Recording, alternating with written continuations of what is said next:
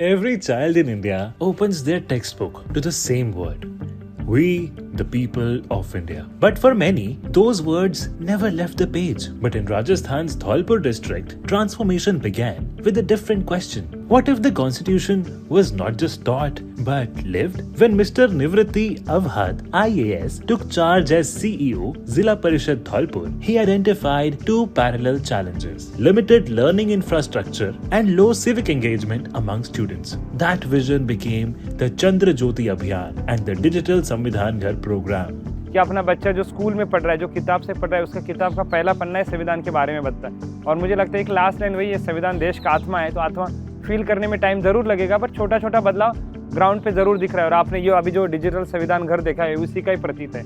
Rather than building new facilities, the administration repurposed unused panchayat offices, vacant schools and government halls into digital Samvidhan Ghars. Today, we have total 78 digital Samvidhan Ghars functioning across Dholpur, out of which 50 are sponsored by IIFCL and 28 by SBI card. This model drastically reduced infrastructure costs and enabled rapid district-wide scaling. For many girls in rural areas, distance and safety concerns limit access to higher education. By bringing Samvidhan Ghars into the heart of villages, that distance disappeared. Linked to the Chandra Jyoti Abhiyan, the program now reaches over 50,000 students across 350 government schools. Attendance levels have improved. Earlier, limited access to coaching and digital resources forced young people to migrate for low-wage work. Today, Samvidhan Ghars fill those gaps. कि हमारे constitution के क्या क्या principles हैं और उन चीज़ों को